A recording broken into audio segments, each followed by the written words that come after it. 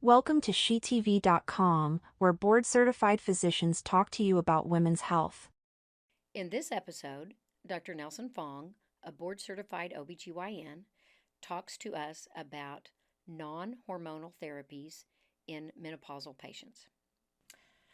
Hello, I am Dr. Dana Bach. I am a board-certified anesthesiologist. I am here today with a good friend and colleague of mine. This is Dr. Nelson Fong. He is a board-certified OB-GYN. Thank you so much for joining us today. Thank you for having me again. I'm glad that you're here. Dr. Fong has done a couple of other presentations about menopause and menopause more like hormonal therapy. And today we want to talk about what actually causes a hot flash and what we can do that may be non-hormonal to treat it. So if you'll start off with that, Dr. Fong, tell us about what causes that hot flash to happen. Sure, absolutely. So hot flashes, okay, and to an extension night sweats, although you're asleep, so you're a little bit less aware. We are classically described as a central heat that all of a sudden comes in the core, and it can be disturbing or it can be a sudden burst of heat, and then it erupts, kind of dissolves through your head and your arms. The reason why it happens, okay, as a woman approaches menopause and perimenopause, her estrogen levels gradually decrease, okay? And if you think way back to medical school and the thermoregulatory system of the brainstem, I okay? haven't thought about that in a very long time. The thermoregulatory system is much like your home thermostat, okay? Okay. So here in Oklahoma, we all have, most of us anyway, have central air and heat, okay? So if you like your house to be at 76, okay, we would say the heat will kick on if it drops below 72, okay, and the AC is going to come on if it gets above 78, okay, and that range between 72 and 78 we call the permissive zone, okay. All You're right. kind of living comfortably at room temperature, okay. What we found through research, okay, is that as a woman gets through menopause and estrogen gradually decreases, okay, that permissive zone in the brainstem narrows. Okay, Oh. so as we go through our normal day, our body temperature fluctuates. Okay, but your brainstem stops perceiving those normal variations in your temperatures as your body overheating. Okay, so now that your body, even though it's at a normal temperature, your body misperceives it as a wrong one. Okay. Makes sense. And it kicks on the AC, okay? And how's it kick on the AC? It makes you feel really hot, okay? So you start sweating, your blood vessels start dilating, and it's trying to rapidly cool you off.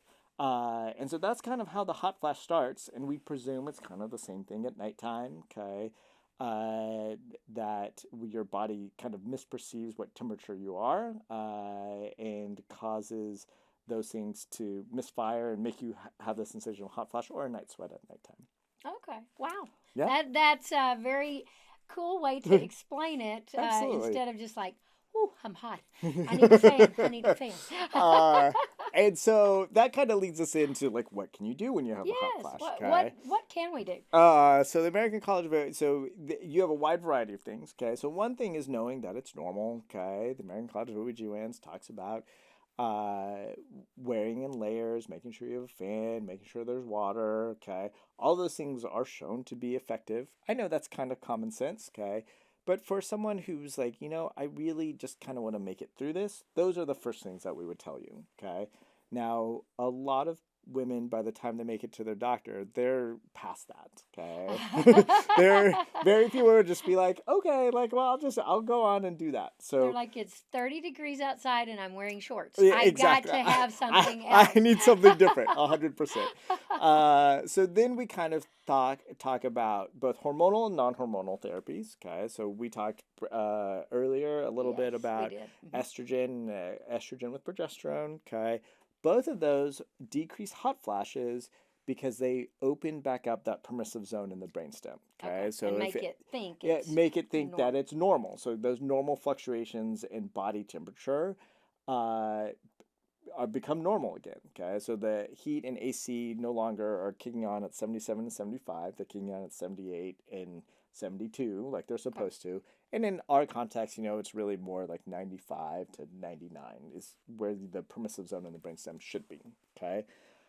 We do have non-hormonal alternatives as well. Okay, there are two now FDA-approved medications. Okay, that are non-hormonal for specifically for hot flashes. Okay, and then we have older medicines that we have known for a long time help with hot flashes. Okay, the most common non-hormonal ones that we've used in the past. Okay, are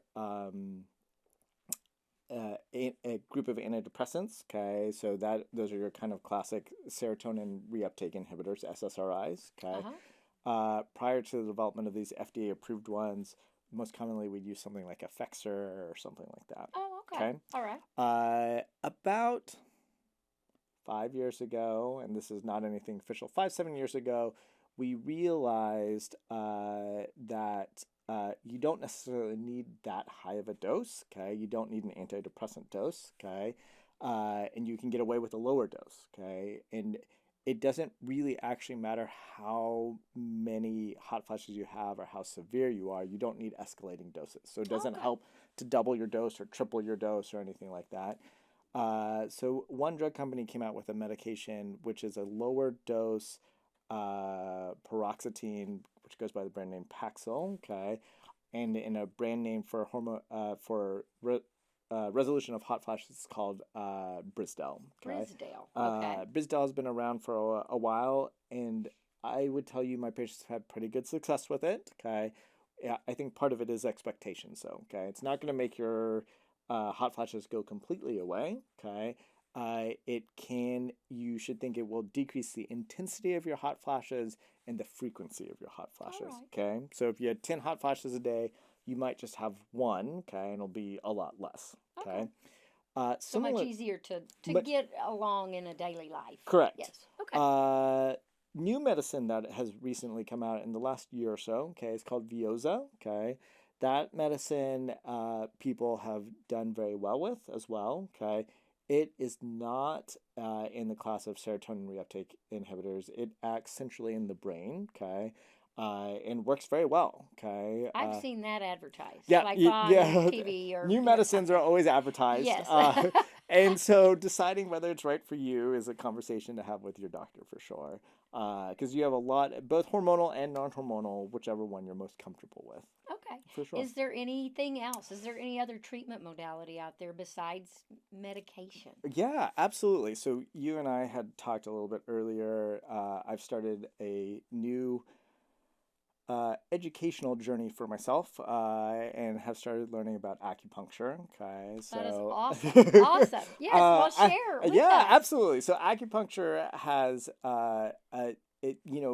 you were sharing that a lot of people think of acupuncture as just for pain, okay, be it musculoskeletal pain, but in my learning, which is still ongoing, of course, acupuncture can be used for a wide variety of things, okay? It can be used for the common cold, it can be used for fertility purposes, it can be used in just in a gynecology perspective, painful periods, heavy periods, along with a wide variety of other things. Wow, that's great.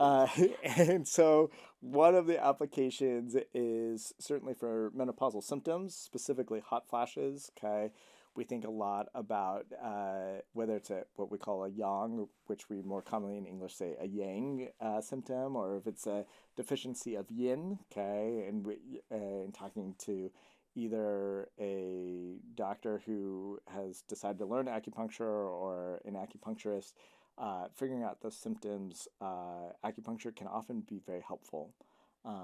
So wide variety of symptoms out there, or wide variety of symptoms, that is correct, but also wide variety of treatments out there. Treatments, yes, Absolutely. treatment modalities.